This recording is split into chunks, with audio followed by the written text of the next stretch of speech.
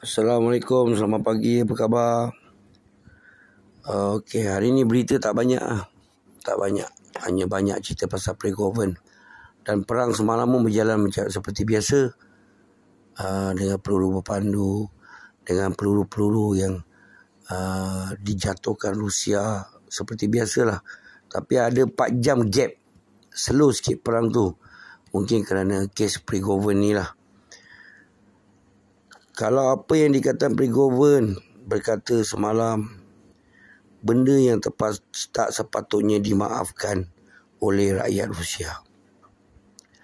Dia berkata perang di Donbas hanya disebabkan kerana Shoigu nakkan pangkat dalam Rusia.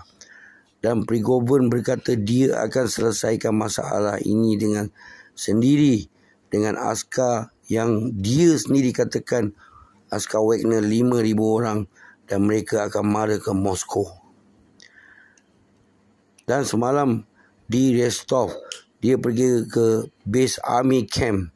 Di Rostov ni ada army camp Wagner dengan army camp Rusia di sana. Dia meminta Shoigu dan Gerasimov untuk berjumpa dia di Rostov. Macam cerita cowboy, pre-govern tunggu dalam selun dan meminta Shoigu dan Gerasimov berjumpa. Dan ini bukan pemberontakan Dan ini bukan pemberontakan. Dan apa yang pre-govern lalui di Bakhmut, kita faham. Dia tertekan. Tapi bukan macam ni cara dia. Dia nak menyelesaikan masalah yang dia hadapi dengan Rusia, dengan Putin, dengan Shoigu. Bukan ini cara dia. Nanti kita ceritakan tentang Bakhmut, okey? Dan bukan hanya merosakkan dalam Rusia sahaja cerita pre-govern ni, tapi juga di luar negara Rusia. Dan Rusia kena buat damage control dalam negara dan luar negara. Apa yang pre-govern lakukan,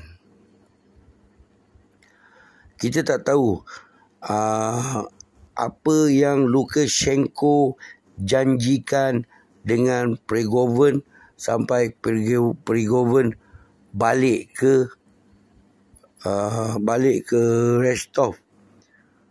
Pasal Lukashenko ada berjumpa pre-govern dan berbual, dan kita tak tahu apa janji dia kepada pre-govern. Kita tak tahu lagi, insya-Allah kita akan tahulah 2-3 hari ni. Mesti pecah rahsia punya. Dan salah satu kemungkinan pre-govern tak akan ditangkap. Itu sahaja. Yang salah satunya yang paling penting lah. Dan semalam juga Erdogan, orang yang pertama yang call Putin. Dan Erdogan berkata jangan takut, kami Turki bersama Rusia. Dan jangan lupa juga Rusia pernah menolong Turki pada 2016 bila ada pergolakan di Turki masa tu. Dan pre-govern berkata tumpahan darah dapat dielak semalam. Dan kami balik ke kamp kami. Dan Putin juga berkata yang ini adalah pengkhianatan kepada negara sendiri untuk kepentingan diri sendiri. Dan ayat ini bukan untuk pre-govern, tapi semalam Putin punya speech, ayat dia semua kebanyakannya untuk Wagner. Dia tak sebut pun nama pre-govern, nama askar Wagner. Tapi apa yang dia kata adalah pengkhianatan semua sekali. Tapi khas untuk askar Wagner. Bayangkan dari Rostov ke Moskow 200 km. Dan Putin benarkan konvoi ini lalu tanpa ada halangan. Dan Putin tahu ini adalah sesuatu yang dirancang. Mungkin ini plan Western. Tapi plan ini pun tak berjaya. Dan nombor satu, apa yang Putin buat ialah tidak ada darah yang tumpah. Takkan Rusia nak bunuh Rusia semalam? ini akan membuatkan perkara ini lagi parah. Dan semalam semua negeri Rusia membuat ucapan di media masa yang kami masih menyokong kerajaan kami, iaitu Putin. Dan sekarang masalah ini semua dah selesai. Dengan apa yang Prigozhin lakukan ini, Prigozhin kehilangan sokongan dari orang-orang yang menyokong dia. Dan di Rostov sekarang penduduk di sana sudah keluar dan menunjukkan kemarahan mereka terhadap askar Wagner yang berada di Rostov. Sebab ini adalah stab in the back, bahasa Inggerisnya. Seperti mencocok pisau di belakang kawan sendiri. Inilah yang rakyat Rusia fikirkan. Adakah kelakuan Prigozhin akan dimaafkan, teman-teman? Kita tahu masa di Bakhmut, seperti yang telah banyak kali saya ceritakan, Bakhmut ni adalah maruah US. Dari 2014 US tabur duit, tabur senjata, segala-galanya kelengkapan yang terbaik dalam dunia di Bakhmut sahaja. Kerana Bakhmut ni kalau Rusia dapat tawan, kalau di Ukraine ni Rusia dapat tawan, di Bakhmut Rusia pasti tak akan dapat tawan.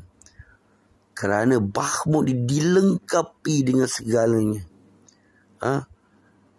Sampaikan bila saya ingat lagi, dah nak seminggu ke 2 minggu dekat Bakhmut, tinggal sedikit je perang di Bakhmut ke 3 minggu lah lebih kurang.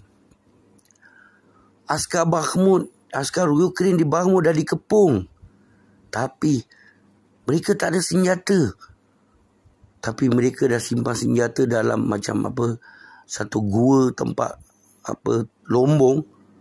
Ada 1 juta senjata apa, senapang ke apa ke zaman Soviet disimpan di dalam itu untuk mereka gunakan emergency kalau tak ada senjata. Bayangkan sampai macam tu persediaan di Bakhmut ni. Tapi Wagner hancurkan apa Bakhmut ni. Askar Wagner dengan askar Rusia lah. Sebab tu Prigozhin ni adalah hero untuk mereka. Dan kita tahu Wagner ni sensitif, emosional. Dekat Bakhmut dia dah buat hal. Dari situ, kalau memang belum lagi saya nampak komander Rusia taruh mayat askar Rusia depan dia ambil video. Wagner, Prigozhin dah buat. Dari situ memang tak salah lah kalau orang atasan-atasan apa komander Rusia ni tak memilih dia lagi supaya apa menjadi ketua askar Wagner. Kerana benda-benda macam ni lah yang dia buat.